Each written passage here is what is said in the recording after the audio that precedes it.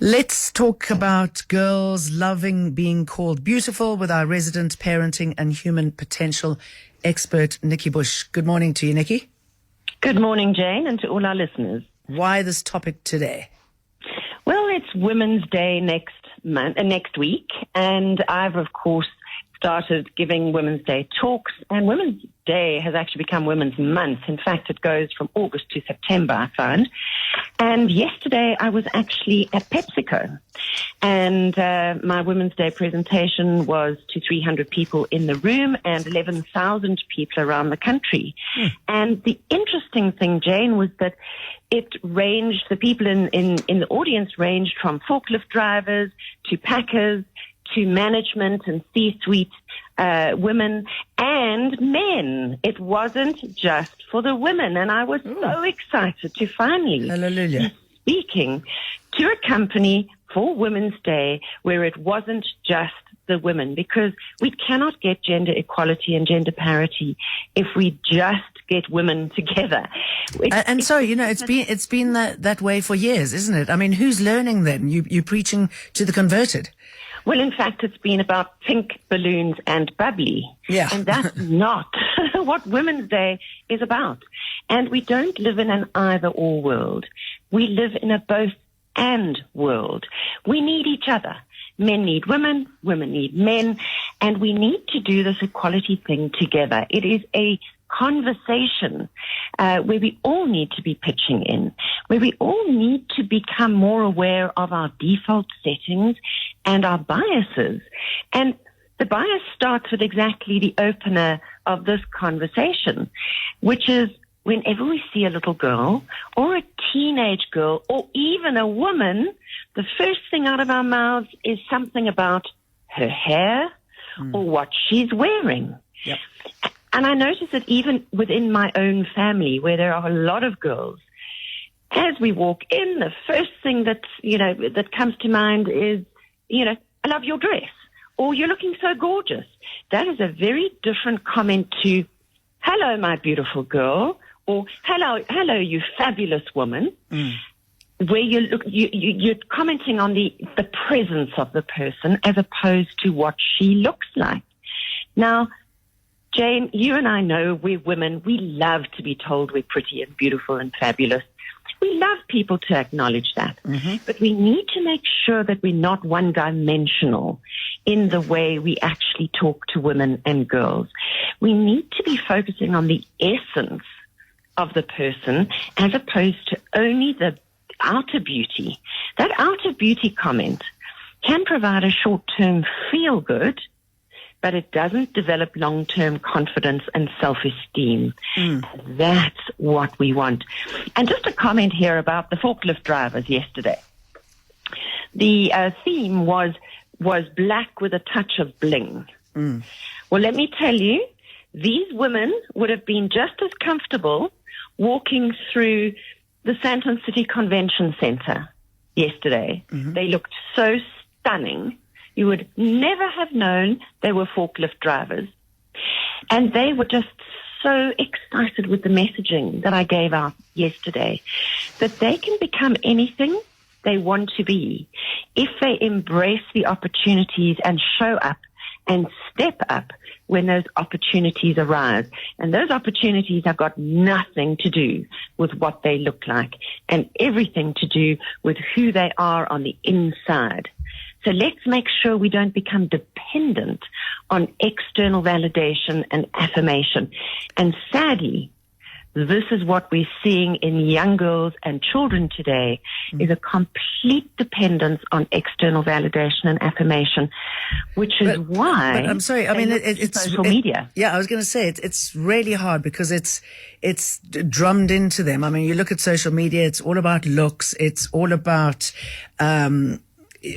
what the hair's doing. I mean, I've got, one of my twins. She's really funny, and she's a great raconteur. But she's obsessed with her hair. And it's the first thing I hear when she walks in. It's like, Mom, what do you think about my hair? And that's her first go-to. And I go, no, think of something else, Yes. Well, it's quite tough, as you say, Jane, because they're needing to be hot 24/7. rather hot than smart. And you don't have to look far, because just think of what they see in here. The pictures of the airbrushed perfect body are everywhere they look. Yeah. They're surrounded by a nip-tuck culture, and sexual innuendo is used to market product all the time. So our little girls can be forgiven for thinking that outer beauty counts the most. And yes, it does attract attention, but it's possibly not always the right kind of attention.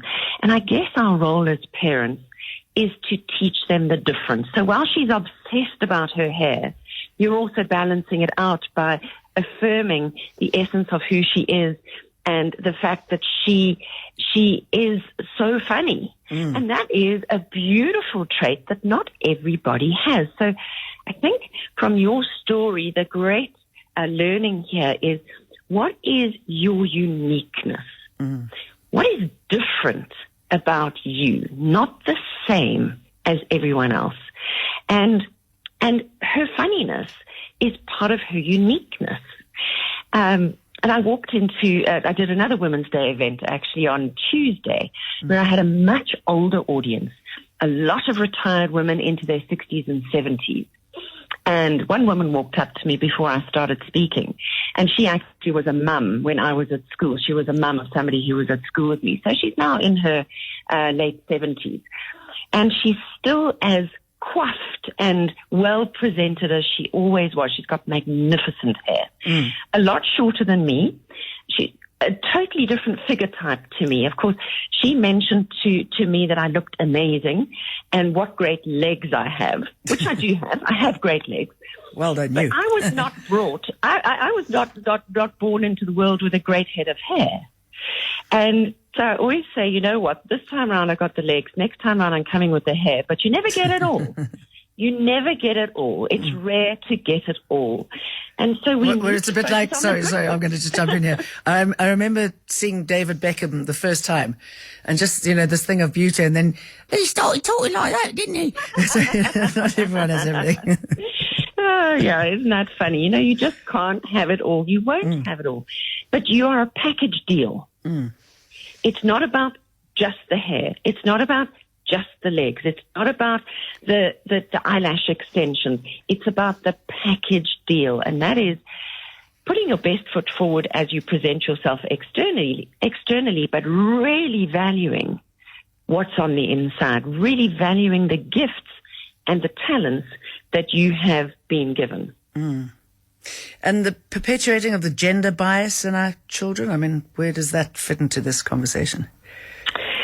Well, I think that we need to consider once again how we speak to women and versus how we speak to men. So personally, I've had this experience where I've gone into, it's often the words we use when we talk to women or men, and where I've gone into business negotiation, I've succeeded.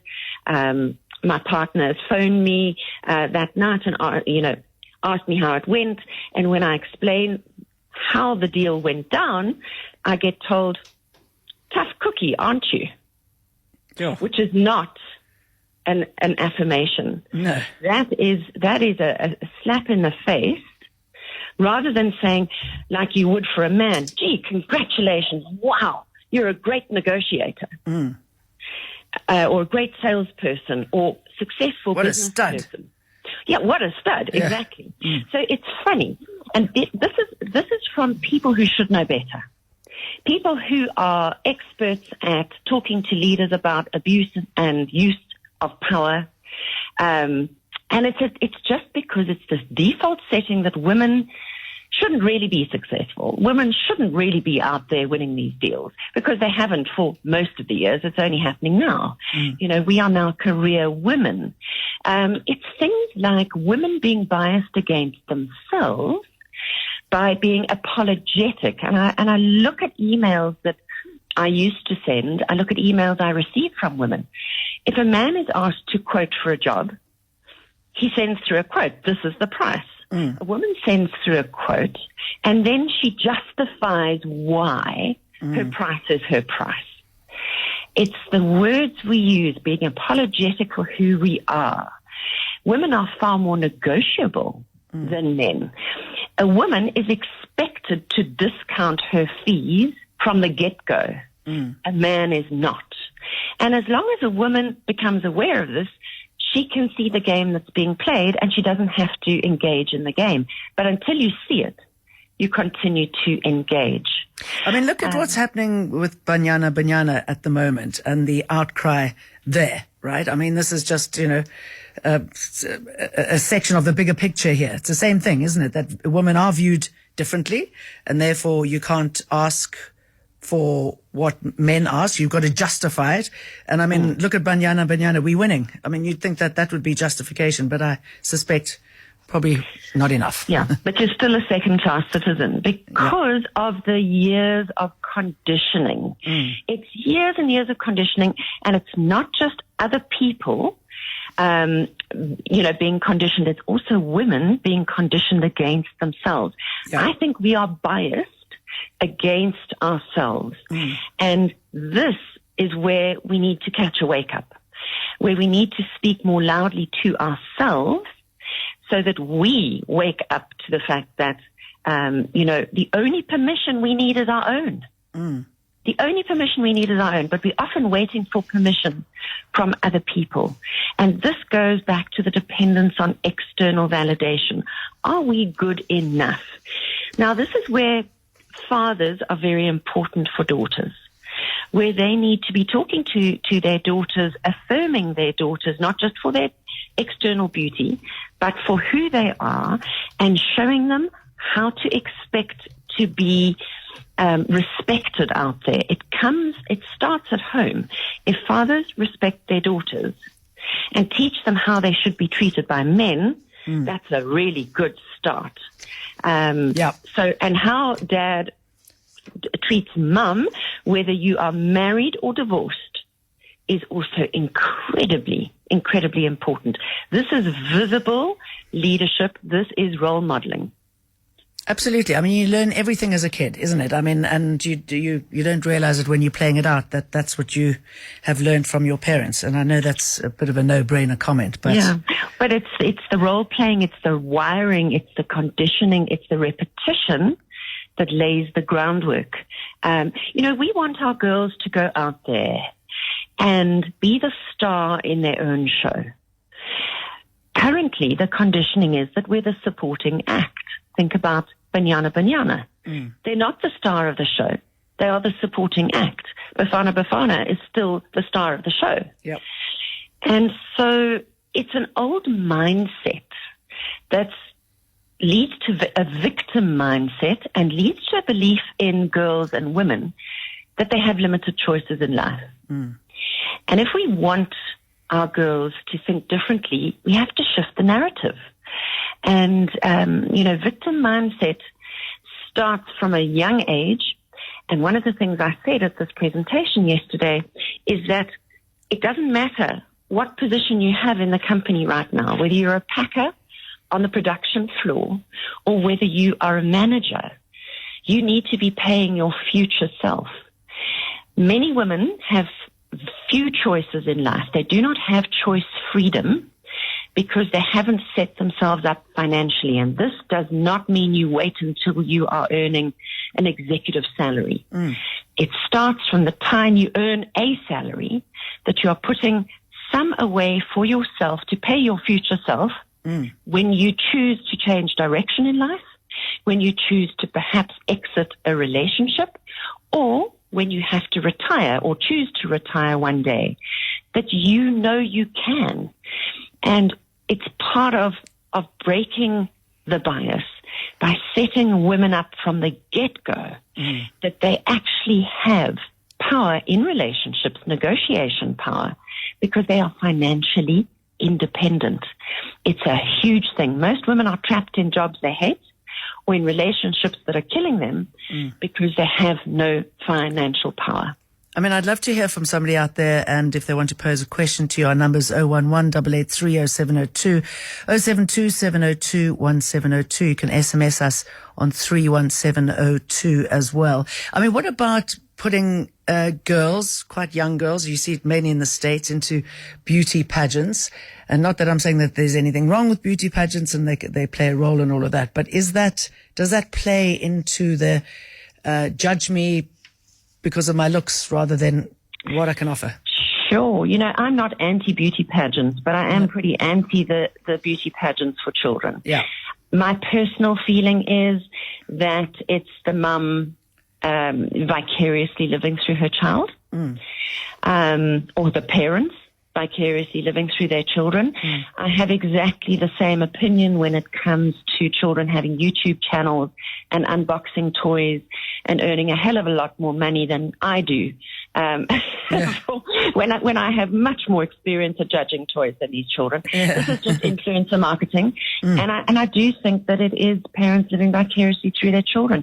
We must be careful that we don't steal our children's childhood from them and their innocence from them, and most importantly, the gift of privacy.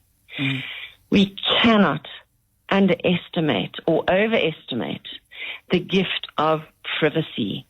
And this is where we go back to what we started talking about in terms of social media and needing to be hot 24/7, needing to be liked, needing to be followed. These young girls who I speak to, 13-year-olds, 12-year-olds who have 5,000 followers on Instagram, are starting to literally mold themselves into what their followers want to see. This is not who they are. They are just wanting to do it for more likes. And they say to me things like this: we don't know who we are anymore because we have so many different personalities that we don't know who the real me is anymore. Now, to be like that when you're still a child, how are you going to be as an adult? You're going to dance to anyone's tune who's prepared to give you attention. That is a recipe for disaster. I mean, here's another little mini, and I'm sorry that I got to keep using my kids as an example, but they're in this age group where all of this is quite important. They are only allowed on their phones for a couple of hours and avoid TikTok and all of that kind of stuff. But they've managed to find ways to get onto it. But the one twin took a picture of the other one, and then it was a really horrible picture, and then she took it down. The other twin was like, somebody might have seen this. Exactly. And I said, actually, who cares? Yeah, but less is more when it comes to social media, and we really, really want our kids to grow up, especially our young women, because we're talking about that right now, as women of substance. And we need to help them to create a life of meaning where they're valued for their thoughts and ideas, for their personalities and their values, who they are and what they stand for their accomplishments rather than their looks. By the same token, part of this women empowerment conversation also involves men. We cannot talk about all boys being toxic masculinity. No. And I'm going to pause you there for a minute because I want you to listen to this, please. Morning, Jane and Nikki. I'm listening on a delay, and I think my girls may have overcompensated. They are both highly skilled and highly talented and top of their field, I believe. But there still seems to be something missing because they're not as happy as I think they should be. Lots of love from Karen in Glencairn. What do you make of that, Nikki? Yeah, interesting comment. So financial fulfillment is one thing. Professional fulfillment is another thing. And of course, personal and emotional fulfillment is something else. And we do live in an environment where men can be scared of women who are actually standing fully in their power. And I'm not talking about power games. And I think this is where men need to have a look at themselves. We need to think about power with, power together, and power over. And a woman who is being successful, you don't need to play a power game with her. You don't have to fix a woman. You don't have to rescue a woman. Men need to learn how to support women and how to go alongside women who are making it in the world. And it's interesting that since I became a widow, I had to become independent and empowered in order to survive. And I have experienced men who can't handle that. And I have experienced men who really feel that if they can't save a woman and rescue a woman, then they can't be in a relationship with her. And vice versa, I've experienced the absolute joy in being in a relationship with a man who can absolutely hold that space for me and enable me and support me to be my full best self. So it's not an easy issue. We're having to redefine relationships, and we're having to all step up and show up in completely different ways. So I really am being invitational to women to step into the spotlight and be the leading role in their lives, and being invitational to men to celebrate these women, stop trying to rescue them. It is not a dent in your own self-esteem that a woman doesn't need rescuing, but wow, you can have such a powerful relationship if you can both support and leverage each other. And let's leave it there. Always good to talk to you. Get in touch with Nikki on Facebook on her Parenting Matters page, or visit nikkibush.com. Thanks, Nikki.